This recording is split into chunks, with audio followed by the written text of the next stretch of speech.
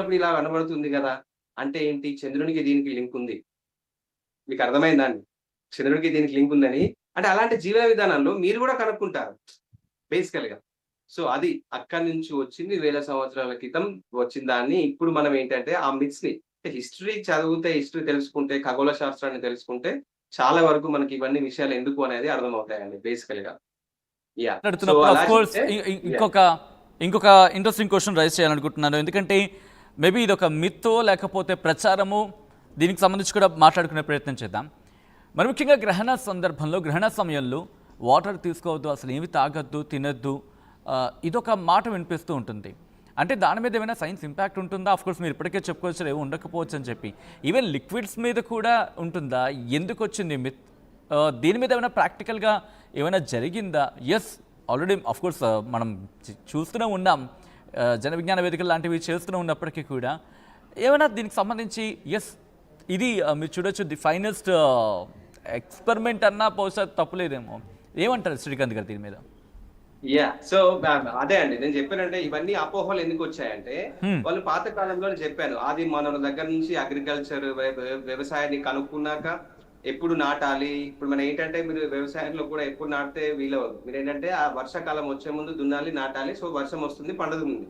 So, మీకు కాలం అనేది చాలా ఇంపార్టెంట్. ఇప్పుడంటే మనకు క్యాలెండర్స్, డేట్స్, టైమ్స్ అవన్నీ ఉన్నాయి. అవును, అవును. పాత కాలంలో వాళ్ళు ఎలా చేసేవారు? ద ఓన్లీ వే వాళ్ళకి ఒకటే వే ఏంటంటే చుట్టుపక్కల దాన్ని చాలా గమనించి ఓకే సూర్యుడు ఇలా వస్తున్నాడు, చంద్రుడు ఇలా వెళ్తున్నాడు, ఈ చంద్రుడు ఈ నక్షత్రాల్లో ఉన్నప్పుడు మనకి ఇది ఏంటంటే నేచురల్ గా వాళ్ళు ఇది ఒక్క రోజులో వచ్చింది కాదు, తరతరాలుగా. మీరు ఉదాహరణకి 20,000 సంవత్సరాల కింద యూరోప్ లో ఉన్న గుహలలో వాళ్ళు బతికే విధానం కూడా చూసుకుంటే, యూరోప్ లో 20,000 సంవత్సరాల కింద ఒక గుహలలో వాళ్ళు కాన్స్టలేషన్స్ నక్షత్రాలను దానిలో పెయింట్ ద్వారా చిత్రీకరించి ఏ సీజన్ లో ఏ కాలంలో ఎలా వెళ్తున్నాయి అని చెప్పేసి కూడా ఉన్నారండి. మన దగ్గర కూడా కాదు. ఈ కల్చర్ మన ఆది మన నుంచి వచ్చింది. సో ఇప్పుడు ఇదంతా అంత స్పెషల్ గా సెలెస్టియల్ ఆబ్జెక్ట్స్ ని, ఆకాశంలో ఉన్న ఆబ్జెక్ట్స్ ని ట్రీట్ చేస్తారు. ఎందుకంటే అవి మనల్ని గైడ్ చేస్తున్నాయి కాబట్టి, మనకి పూజలు చేయడము, రిచువల్స్ చేయడము. సో ఇలా ఉన్నప్పుడు మనం ఒక క్యాలెండర్ తయారు చేసుకున్నప్పుడు మన మూన్ లో అంటే మన మన సంవత్సరంలో లూనార్ క్యాలెండర్ అంటారు. సంవత్సరంలో మనకి ఏంటంటే ఉత్తరాయణం, దక్షిణాయనం అని చెప్పేసి, అంటే ఉత్తరాయణంలో సూర్యుడు మొత్తము నార్త్ సైడ్ ఉత్తరం వైపు వచ్చేస్తుంటాడు. సమ్మర్ లో చాలా ఉత్తరం వైపు వచ్చేస్తుంటాడు. దాని తర్వాత దక్షిణం వైపు వెళ్తుంటాడు. సో నేచురల్ గా వాళ్ళు గమనించారు. అంటే ఇలా ఒక సింగిల్ సైకిల్ వచ్చేసరికి మనకి సుమారు 365 రోజులు పడుతున్నాయి అనమాట. సో వాళ్ళు ఏం చేశారు అంటే అలా 340 రోజులు అంటే దాన్ని డివైడ్ చేస్తే పౌర్ణమి టు పౌర్ణమి ఒక 12 సైకిల్స్ అవుతాయండి. పౌర్ణమి టు పౌర్ణమి 12 సైకిల్స్ అవుతాయి. అంటే ఈ లూనార్ సైకిల్ ని మనకు డేస్ కి చేసుకోవడానికి అది సంవత్సరం ఇది తీసుకపోయి ఆ 360 రోజుల్లో పెట్టారు. అది మన క్యాలెండర్ అయింది అనమాట. సో అలా క్యాలెండర్ అయింది. యా, సో అందుకే ఇప్పుడు ఏంటంటే 12 సైకిల్స్ అనమాట. మూన్త్ అంటే ఏంటంటే మీనింగ్ యాక్చువల్ గా మంత్ అంటే మూన్త్. అది వచ్చిన చాలా మందికి తెలియదు. మనకు అప్పుడు ఈ సాంస్క్రిట్ గానీ ఇండో యూరోపియన్ లాంగ్వేజెస్ అంటారు. ఇప్పుడు అంటే ఈ మూన్త్ అనే పదం ఎక్కడి నుంచి వచ్చిందండి?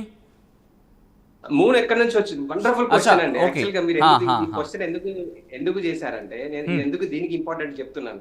యాక్చువల్ గా భూమికి ఒక భూమి మనకు 1,400,000,000 కోట్ల సంవత్సరాల కింద ఇంకొక చాలా పెద్ద ఒక గ్రహం వచ్చి ఢీ కొట్టి మన భూమి పైన ఉన్న క్రస్ట్ దాని పైన బోర మొత్తం విచ్ఛిన్నం అయిపోయి, విస్ఫోటనం అయిపోయి దాని స్పేస్ లోకి వెళ్ళి ఒక రింగ్ లాగా ఫామ్ అయింది భూమి చుట్టూ. ఈవెన్చువల్ గా అది గ్రావిటీ వల్ల చిన్న చిన్న తునకలు అనేవి, చిన్న చిన్న గ్రావిటీ అనేది పోయి పెద్దగా ఫామ్ అయ్యి అది మూన్ లాగా ఏర్పడింది. Okay, right. ఇది మూన్ లాగా ఏర్పడింది. ఏర్పడిన తర్వాత అప్పుడు మూన్ చాలా క్లోజ్ గా ఉండే మనకి. మూన్ చాలా క్లోజ్ గా ఉండే. ఎంత ఇప్పుడు సుమారు చాలా ఫార్దెస్ట్ పాయింట్ దూరంగా ఒక 4,00,000 కిలోమీటర్ల దూరంలో ఉంటుంది మూన్.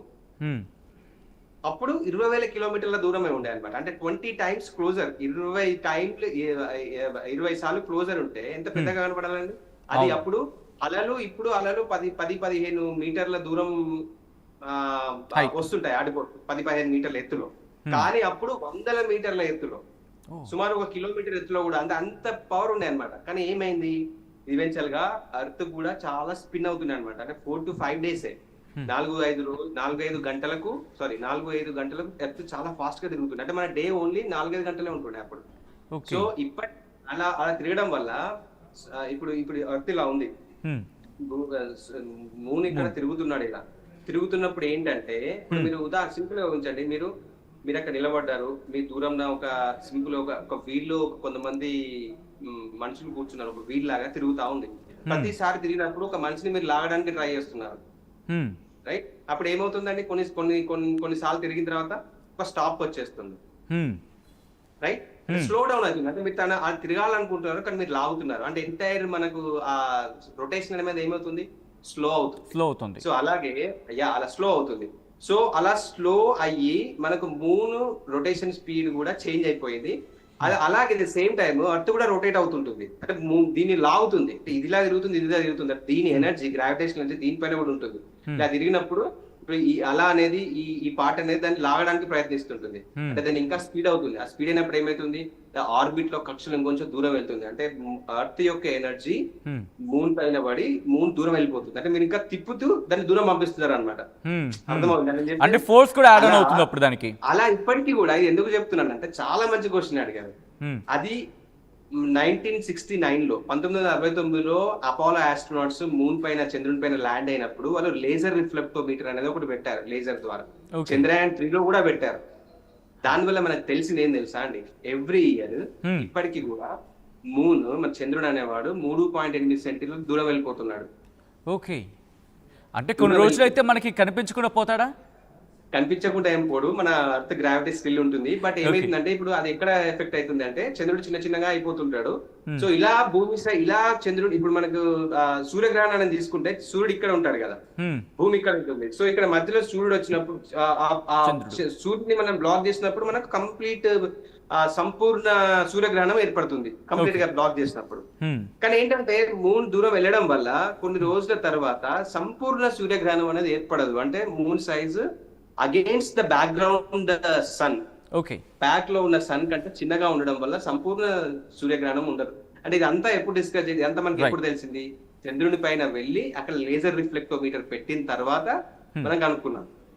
సో అది చాలా మంచి క్వశ్చన్ అడిగారు. అంటే ఇప్పుడు ఇది ఎంత తెలుసుకుంటే ఏంటంటే, మనకు అది ఎక్కడి నుంచి వచ్చింది, మనం ఎక్కడి నుంచి వచ్చాము, మీరు అంటూ ఉంటే మాట్లాడుతున్న కొద్ది ఇంకా లార్జర్ సబ్జెక్ట్ ఇది. సో కంక్లూషన్ గా ఈ రోజు గ్రహణం గురించి మాట్లాడుకుని దీని మీద ఒక రోజు కంప్లీట్ డిస్కషన్ పెట్టుకునే ప్రయత్నం చేద్దాం శ్రీకాంత్ గారు.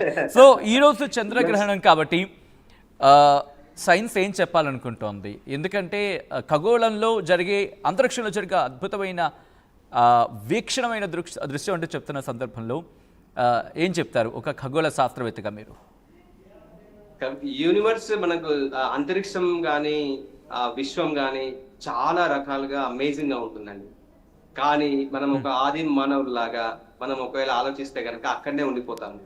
అంటే ఒకప్పుడు చంద్రుని దేవుని, అంటే ఒకప్పుడు చంద్రుడిని దేవుని లాగా ట్రీట్ చేశారు, రైట్?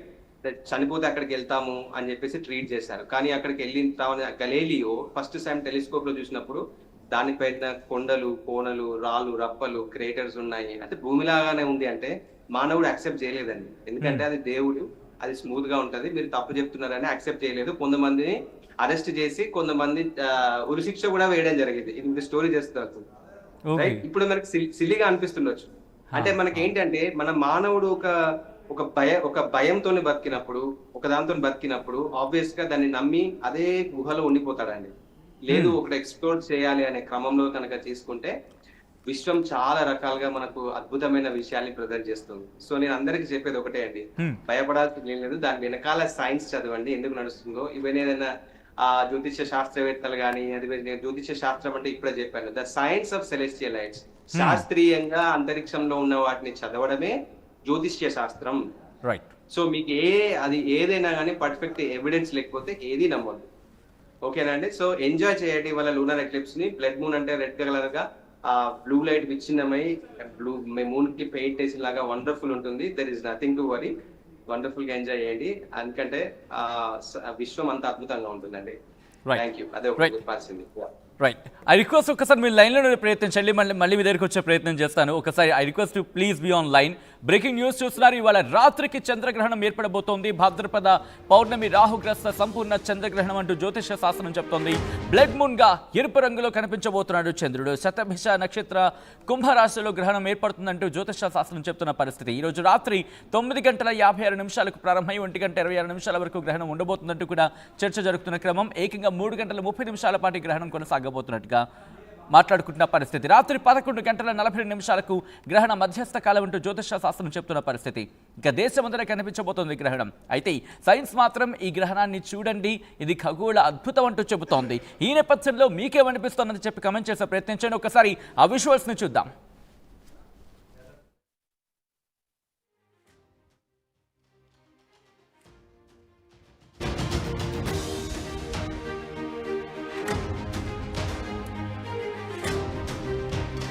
బ్రేకింగ్ న్యూస్ చూస్తున్నారు. ఇవాళ రాత్రికి చంద్రగ్రహణం, భాద్రపద పౌర్ణమి, రాహుగ్రస్త సంపూర్ణ చంద్రగ్రహణం అంటూ జ్యోతిష్య శాస్త్రం చెప్తూ ఉంటే బ్లడ్ మూన్ అంటోంది ఖగోళ శాస్త్రం. బ్లడ్ మూన్ గా ఎరుపు రంగులో కనిపించబోతున్నాడు చంద్రుడు ఈరోజు. శతభిష నక్షత్రం కుంభరాశిలో గ్రహణం ఏర్పడుతుందంటూ ఇటు జ్యోతిష్య శాస్త్రం చెప్తూ ఉంది. ఆ నేపథ్యం రాత్రి 9:56 ప్రారంభమై 1:26